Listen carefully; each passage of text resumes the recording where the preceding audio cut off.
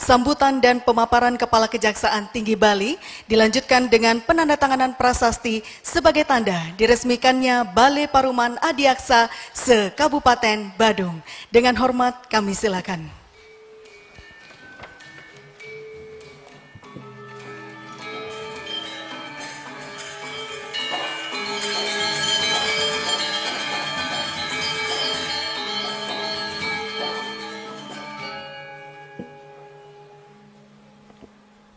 Om Swastiastu.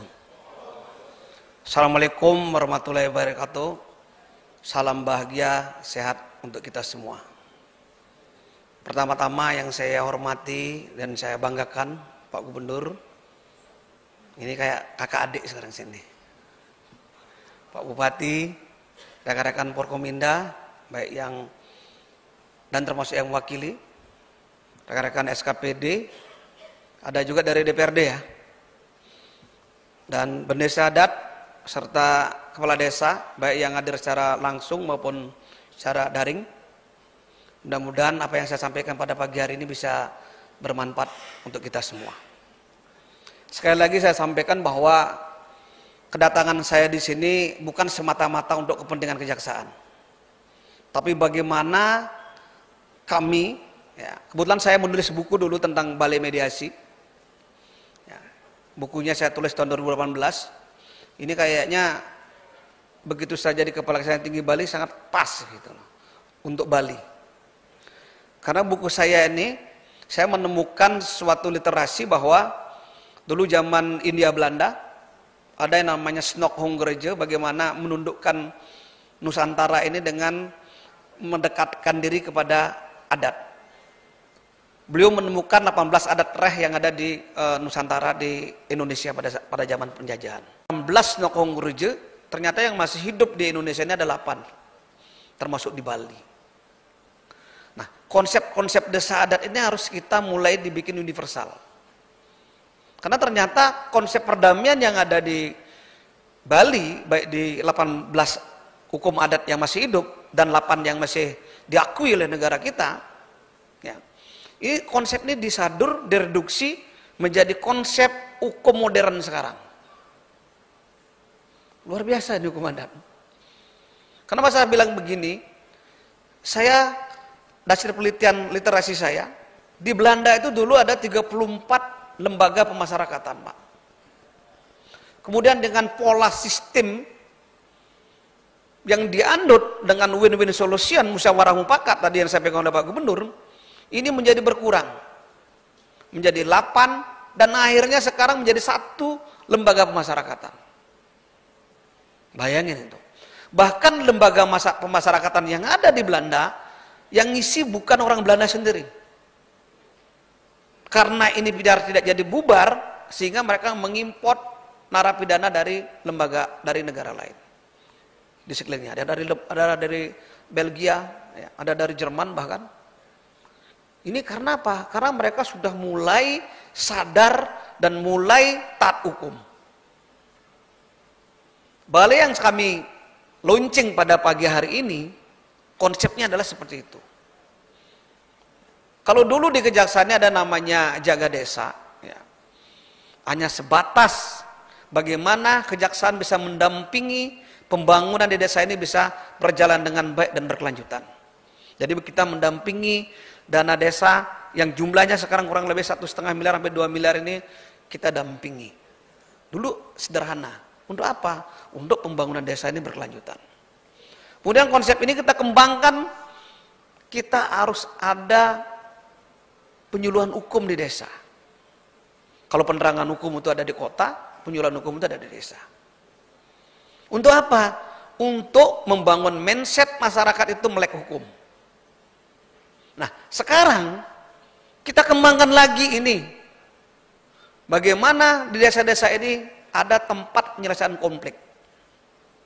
Bukan saja konflik pidana, tapi juga konflik keperdataan, konflik keluarga, perkawinan, dan konflik adat. Kenapa? Satu-satunya di negeri ini yang mempunyai perda tentang adat itu ada di Bali. Salah satu ya. Di Sumatera Barat juga ada, di Lok Semawe juga ada. Tetapi yang hidup dan bisa bergerak, lembaga adabnya ada di Bali. Kita harus bangga dengan perda ini. Maka dari itu konsep yang namanya living law ya, harus berkolaborasi dengan positive law. Kenapa? Karena ke depan semua penyelesaian masalah itu adalah ultimum remedium. Bagaimana penyelesaian masalah-masalah itu bisa diselesaikan sendiri oleh masyarakat. Jadi ultimum remedium itu adalah jalan terakhir. Kalau tidak ada lagi kesepakatan dari antara masyarakat, baru kita ke pengadilan. Gagasan ini sebenarnya bukan gagasan yang baru. Kami Kajati ini cuma merevitalisasi tadi, membangun kearifan lokal ini menjadi lebih modern, lebih hidup, lebih membumi. Tadi udah bilang sama Pak Gubernur sangat bagus sekali. Kalau lembaga adabnya ini hidup, pecalangnya jalan, saya yakin ormas juga nggak diperlukan lagi di Bali. Benar nggak?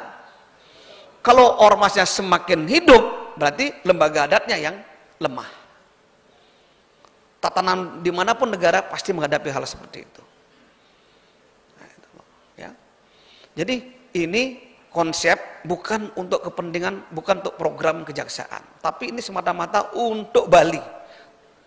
Dan kebetulan sekali ada perda yang memang harus kita gerakkan. Maka dari itu saya membawa Pak Gubernur kemana-mana ini dengan konsep bahwa beliau adalah lambang adatnya di Bali. Karena apa? Ternyata di beberapa undang-undang, termasuk Undang-Undang Dasar 1945 pasal 18 dan undang-undang yang terbaru tentang KUHP yang akan diberlakukan di tahun 2026, Februari 2006, Undang-Undang Nomor 1 2023 tentang KUHP, ini diatur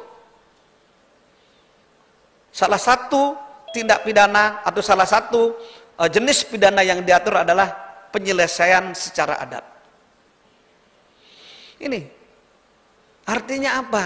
Adat kita ini harus diberdayakan. Maka dari itu saya hadir ke sini. Bagaimana sebelum dilaksanakan ini kita sudah memulainya terlebih dahulu. Dan saya sudah lapor ini sama Pak Jaksa Agung. Pak Jaksa Agung bilang ini ide yang sangat brilian ini. Kenapa? Tadi sudah disinggung juga sama Pak Gubernur. Biar Bapak Ibu tahu. Biaya untuk makan narapidana di lembaga pemasyarakatan, hasil penelitian saya dulu tuh 2 triliun Pak untuk seluruh Indonesia.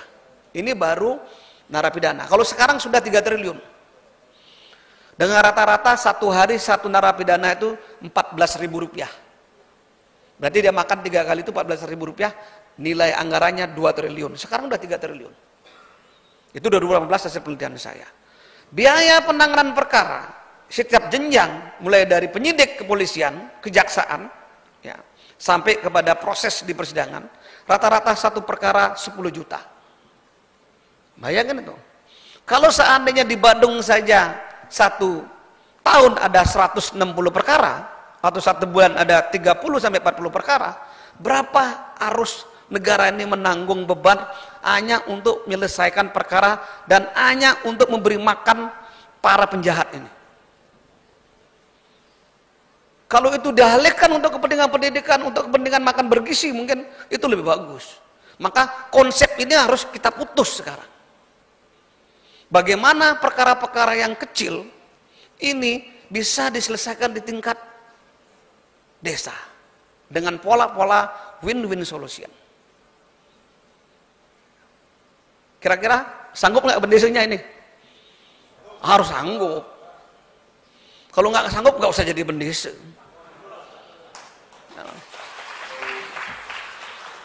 Nanti kami akan mententir Bapak Ibu sekalian. Kami nanti akan mendampingi, kami nanti akan memberikan ilmu-ilmu hukum yang terbaru.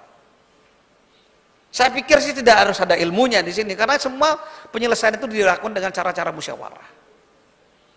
Khusus untuk perkara-perkara perdata, khusus untuk perkara-perkara pernikahan, perkawinan, gugatan-gugatan bagi waris. Ini juga bisa diselesaikan di sini, bukan hanya pidana. Karena kenapa? Kalau semua perkara masuk ke pengadilan, kalau Pak Gubernur bilang, yang hilang kambingnya malah yang keluar sapi. Yang hilang ayam, yang keluar kambing. Repot Bapak Ibu sekalian. Satu, direpotkan dengan urusan hukum yang tidak harusnya masuk ke pengadilan. Kedua, akan terjadi resistensi yang tinggi di masyarakat. Bapak tahu resistensi? Tahu? Bapak akan menjadi saling balas dendam. Nanti anaknya berkelahi, cucunya berkelahi. Itu akan terjadi. Nah, ini adalah solusi-solusi terbaik yang kita bangun. Kalau bisa diselesaikan di sini, kenapa harus ke sana?